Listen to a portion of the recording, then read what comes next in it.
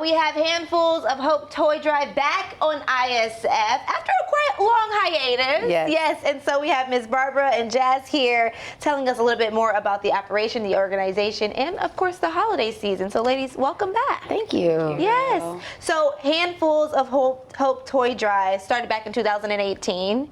And when you were on the show with our other hosts, it was 9 years in SoFlo, 16 years in Indianapolis. But how many years are you guys going now? So we actually started in 2008. And we are 18 years in Indianapolis, 11 years in Miami, Broward, and then we just did our very first one in Toledo, Ohio. Oh wow! So we added a new city. Wow, coming up. So that's awesome. It's awesome. So 100 toys back in 2008. You're in the thousands now. Thousands. And so tell me about that process, collecting thousands of toys for children. So we've been blessed over the years. When we first started, we have talked about it was 100 toys. 100 toys. We went to a daycare center and just said, hey, we'll adopt these kids and we have these toys. And it was just a really cool thing at that time. And from there it evolved. It was like people like, okay, how do we help more people? How do we get, people started reaching out to us. How do I give you toys to give out? And so it just grew. And then we moved back to South Florida in 2013. So we said, hey, listen, we're not gonna stop doing it.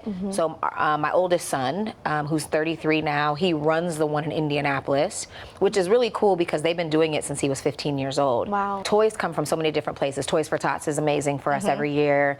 We have some NFL guys, some artists, just some people that we've partnered with over the years. Demesman and Dover is our big sponsor. They have been, this is their third year on board with us.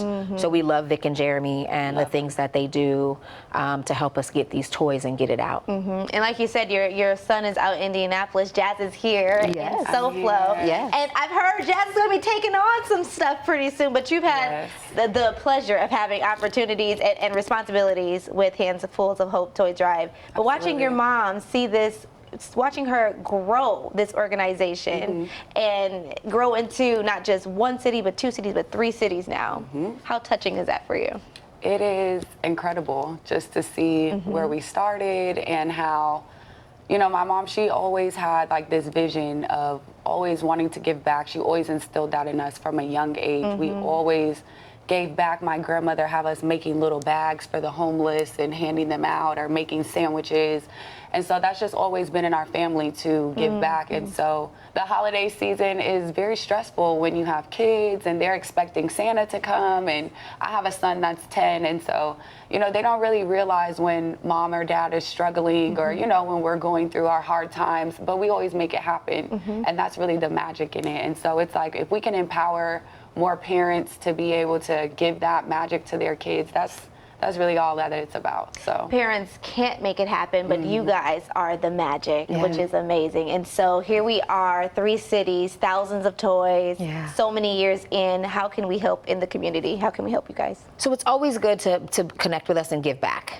If there's companies out there who want to give, whether it's donating toys, sometimes it's setting up a box in their locations and collecting toys for us. Sometimes it's a check. We have a shopping day coming up this Wednesday, so the guys from D&D will come out and we'll do Walmart and we'll go and we'll spend this crazy amount of money, carts after carts after carts of just toys. And we have, bare knuckle fighters and UFC fighters and some NFL guys who come out and they shop with us. So the way to give back is really just to connect, whether it's a check, whether it's getting toys, volunteering. You can come the day of.